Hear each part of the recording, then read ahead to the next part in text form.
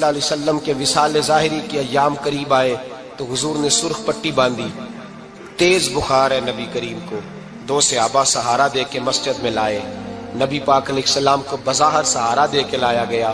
کریم رسول نے لوگوں کو جمع کیا، حضور آج کیا ہونے والا ہے، آج کیا کہا جائے گا، آج کس لیے میٹنگ بلائی ہے؟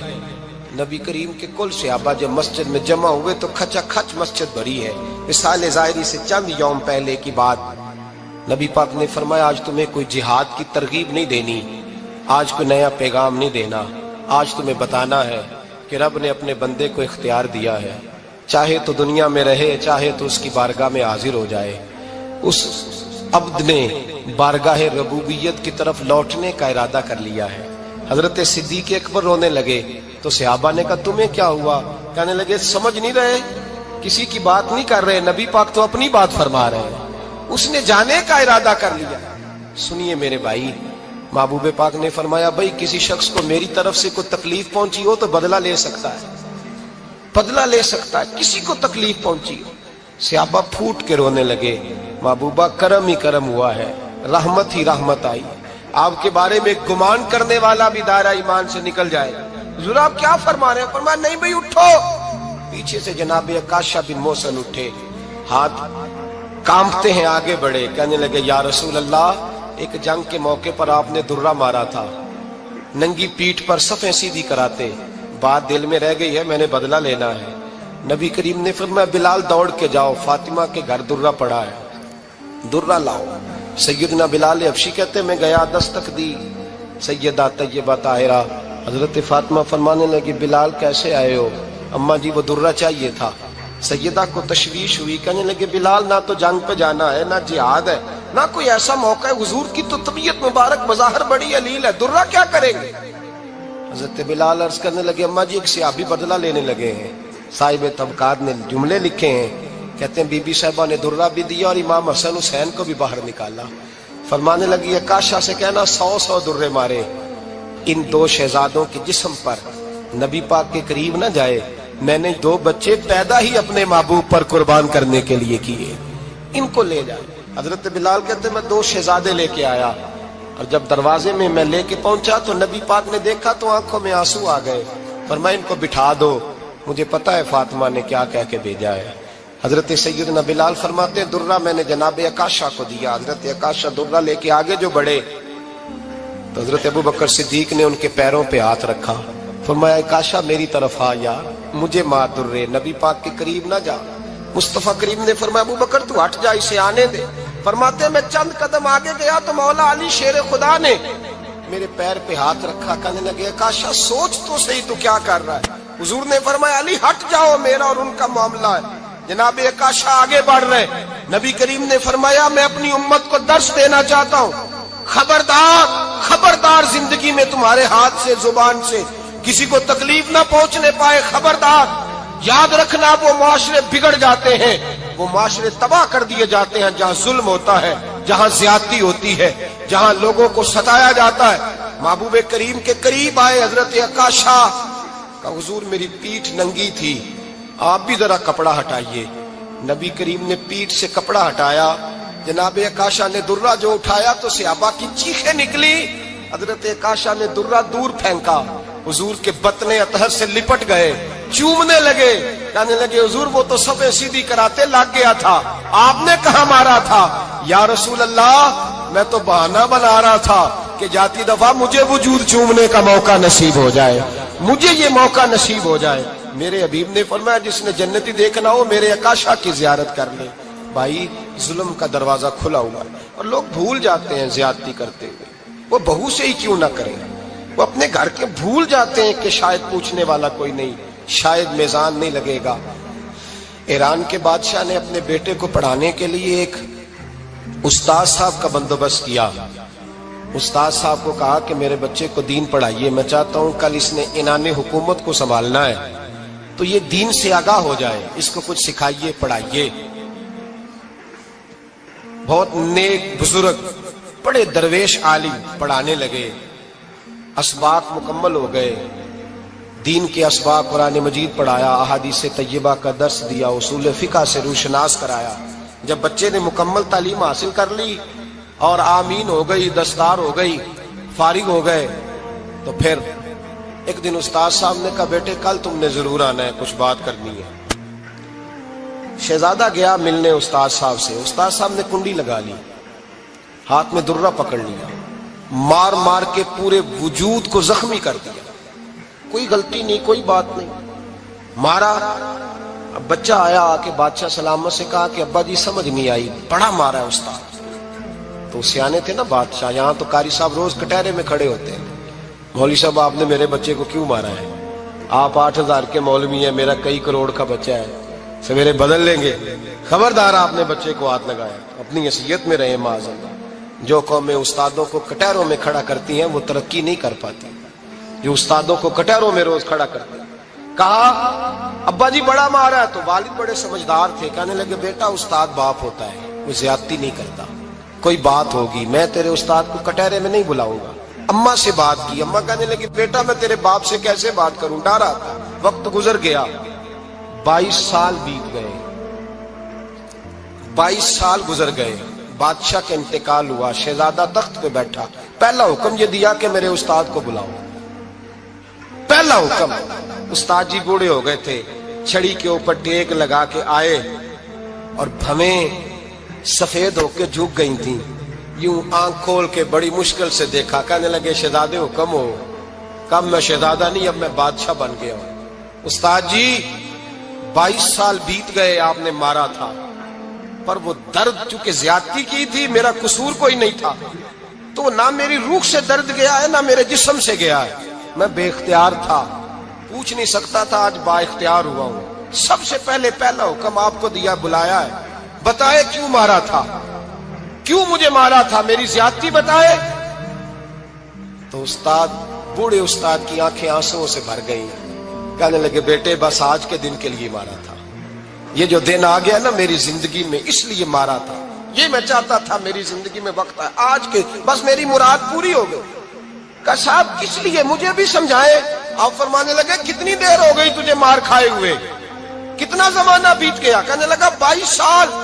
فرمایا زخم بھولے تو نہیں، درد ختم تو نہیں ہوئی، تمہیں بات 1 منٹ کے لیے بھی تمہارے حافظے سے محو تو نہیں ہوئی؟ کہا استاد جی روز رات کو یاد آتی، روز خیال آتا تھا۔ استاد کہنے لگے بھائی تو بے اختیار تھا، پوچھ نہیں سکا، 22 سال تجھے یاد رہا، مجھے پتا تھا تو ایک دن حکمران بنے گا، میں نے تجھے اس لیے مارا تھا کہ بیٹے یاد رکھنا، کسی پہ ظلم نہ کرنا، اگر تجھے 22 سال تک یاد رہا ہے تو جس پر تو ظلم کرے گا اسے بھی قیامت تک یاد رہے گا، اور یہ یاد رکھنا تو آج با اختیار ہوا تو تو نے مجھے بلا لیا ہے، قیامت کے دن غریب با اختیار ہو جائیں گے، مظلوم با اختیار ہو جائیں گے، وہ با اختیار ہوں گے، للہ الواحد القہار، رب کریم کی بارگاہ کے اندر ان کا اختیار ہوگا، اکیلے اللہ کی حکمرانی ہوگی، پھر وہ بلائیں گے، بڑے بڑے کج کلاہ دنیا میں جن کی پگڑیاں اونچی تھی وہ سر جھکائے کھڑے ہوں گے، دنیا میں جو ڈکٹیٹر بنتے تھے ان کی پشتیں لال ہوں گی، ان کو غدار لکھا جائے گا، قیامت تک نہیں بھولے گا۔ ظلم کرنا تو سوچ سمجھ کے کرنا، اتنا کرنا جتنا تم سہ سکتے ہو، اتنی زیادتی کرنا جتنی قیامت میں تم برداشت کر سکتے ہو۔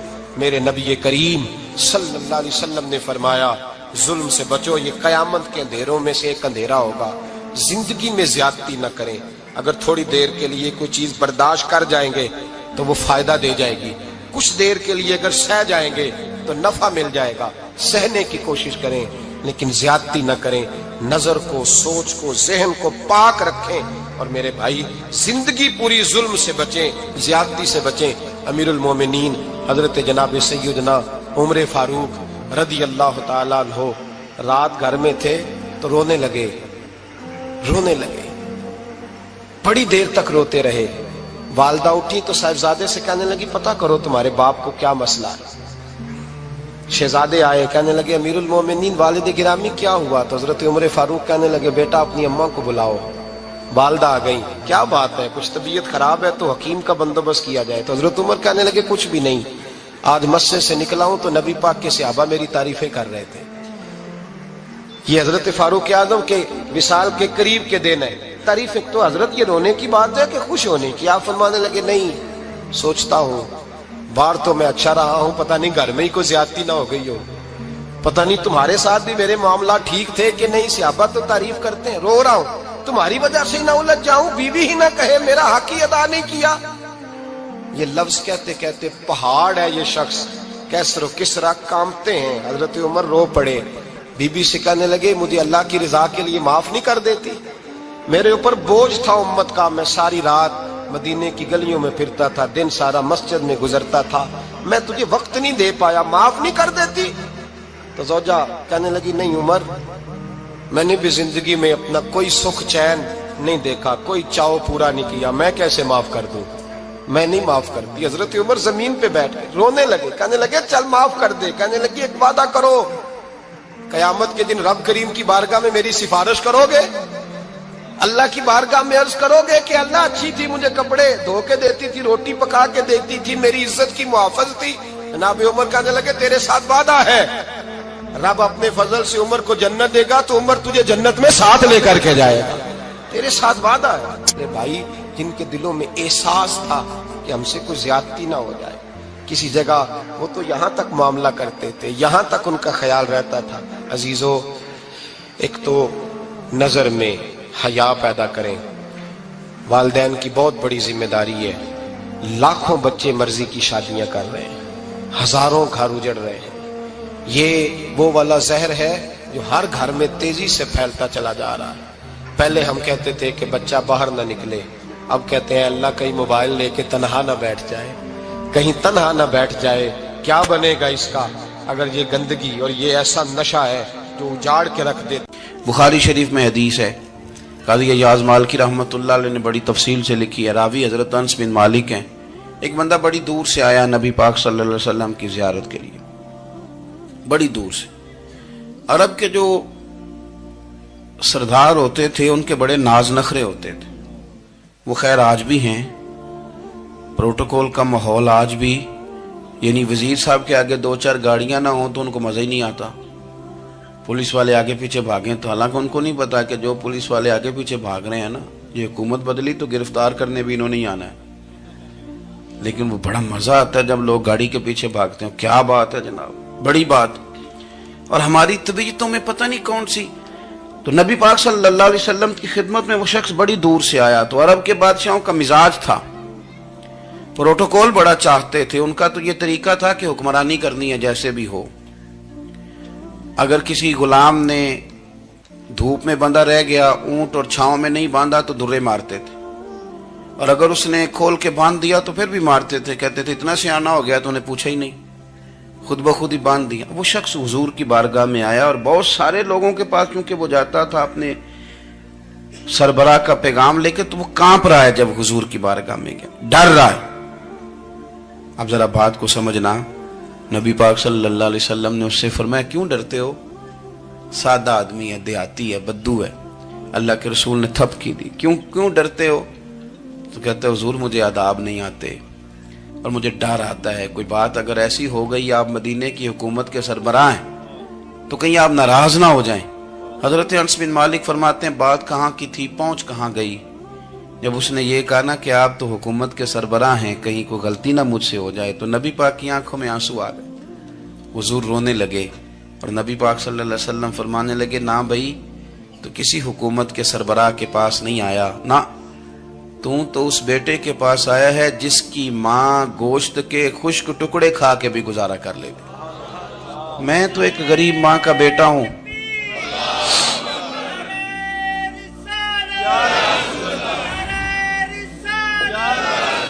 بھائی اگر آپ کا یہ ذوق بن جائے، دیکھو نا آج تو لوگ بھول جاتے ہیں نا، کپڑے بدل لیتے ہیں تو وہ سمجھتے ہیں کہ شاید سارا کچھ ہی بدل گیا، یعنی گاؤں سے آ کر پڑھنے والے بھول ہی گئے ہیں کہ کس کی ماں نے کتنا زیور بیچا تھا۔ لوگ بھول جاتے ہیں چیزوں کو، اپنے ماضی کو یاد رکھیں، آپ لوگوں کے ساتھ پیار کریں، آپ لوگوں کو موقع دیں، آپ تھوڑی سی اور کوشش کریں اس شخص تک جانے کی جو آپ کو مایوس نظر آ رہا ہے، پریشان نظر آ رہا ہے۔ یہ ہمیں میلاد والے محبوب صلی اللہ علیہ وسلم نے درس دیا۔ ایک اور پہلو، حضور سید عالم صلی اللہ علیہ وسلم نے، ہمارے ہاں نا ابھی بھی برادری کی تقسیم ہے، ابھی بھی، اور کچھ میں نے ایسے کمزور لوگ بھی دیکھے. یہ اس طرح کی حرکتیں ہارے ہوئے لوگ کرتے ہیں. ہارے ہوئے لوگ جو اپنے آپ کو سمجھتے ہیں کہ میں کوئی بڑا آدمی ہوں. بڑا آدمی تو اپنے اخلاق سے ہوتا ہے, اپنے کردار سے ہوتا ہے, اپنی سخاوت سے ہوتا ہے, لوگوں سے پیار کرنے سے ہوتا ہے. باقی یہ کہ بیٹھ کے کہانی سنانا کہ میں بڑا کچھ کرتا ہوں, تو جو کچھ کرتا ہوتا ہے اسے سنانے کی کوئی ضرورت. ایک اور بہت سارے لوگ آپ تعزیت کرنے جائیں نا والد کے انتقال کے بعد, تو ان بیچاروں کو بتانا پڑتا ہے کہ ابا جی میرے بغیر دوائی نہیں کھاتے تھے. تو میں کہتا ہوں اگر تیرے بغیر نہیں کھاتے تھے پھر بتانے کی ضرورت نہیں, پھر تو سارے گاؤں کو پتا ہوگا کہ تیرے بغیر نہیں کھاتے تھے. اور اگر کوئی دال میں کالا ہے تو پھر تیری وضاحت کوئی بندہ قبول نہیں کرے گا. تو آپ کو بتانا کیوں پڑ رہا ہے, اور آپ بار بار اس بات کا ذکر کیوں کر رہے ہیں کہ ہم بہت بڑے قبیلے کے ہیں؟ صاحب اگر آپ بڑے قبیلے کے ہیں تو پتہ ہوگا سارے علاقے کو آپ کتنا لوگوں کا خیال کرتے ہیں, آپ کس قدر محبت کرتے ہیں, آپ کا انداز کریمانہ کس طرح کا. پھر آپ کو بتانے کی کوئی ضرورت نہیں ہوتی, پھر خود بخود خبر ہوتی ہے. حضرت سیدنا ابو ذر غفاری رضی اللہ تعالیٰ عنہ, قبیلہ بنو غفار ایک بڑی شاخ تھی قبیلوں میں سے. جو لوگ اس زمانے میں مالدار قبیلوں سے تعلق رکھتے تھے ان میں سے ایک بڑا نام تھا.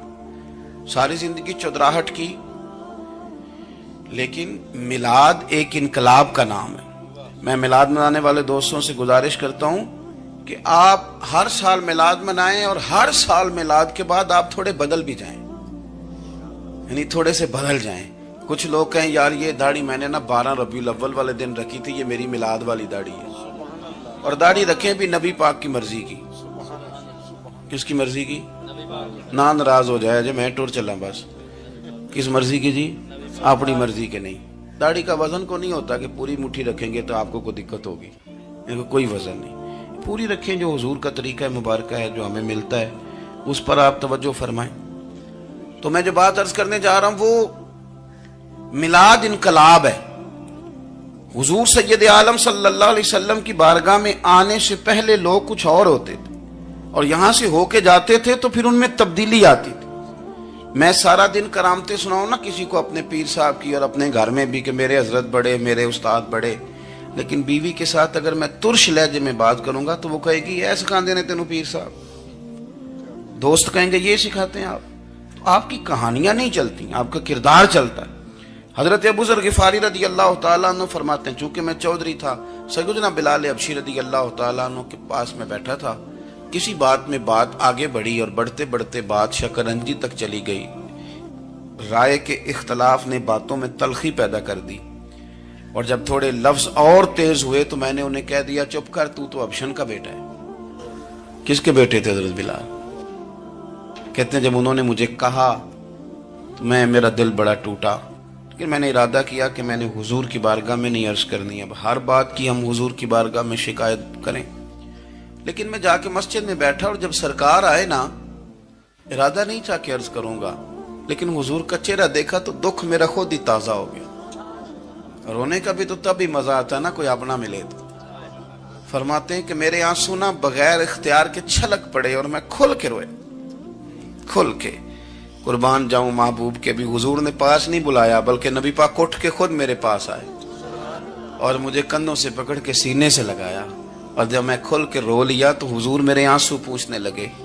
کچھ شعر ایسے ہوتے ہیں جو کسی نے کہے ہوتے ہیں, اور کہنے والا جو ہوتا ہے وہ صاحب حال ہوتا ہے, تو اس میں کچھ خوبصورتی زیادہ ہی ہو جاتی ہے. ایک پنجابی کے شاعر ہمارے گجرات میں گزرے, بزرگ تھے, ان کا ایک شعر ہے, وہ کہتے ہیں ایک واری میری آنکھیاں چوں اونا نے اتھرو پونجے سن. ایک واری میری آنکھیاں چوں اونا نے اتھرو پونجے سن, ہن تے چسکا پہ گیا رونے دا. ایک واری میری آنکھیاں چوں اونا نے اتھرو پونجے سن, ہن تے چسکا پہ گیا رونے دا, تے ہر ویلے آہو زاری دا. تو میں روز رونے لگا ہوں, مزہ ہی بڑا آیا ہے جب سے محبوب نے چپ کرانا شروع کیا میرے عزیز. اور پھر حضرت بلال حبشی رضی اللہ تعالیٰ عنہ چونکہ حضور کے غلام تھے, اور انہیں پتا تھا کہ سرکار میری ناز برداری کرتے ہیں, حضور نے چپ کرایا. فرمایا کیوں روتے ہو؟ تو عرض کرنے لگے یا رسول اللہ صلی اللہ علیہ وسلم, اگر میں ابشن کا بیٹا ہوں تو میری تو غلطی کوئی نہیں نا, یہ تو تقسیم اللہ کی ہے نا.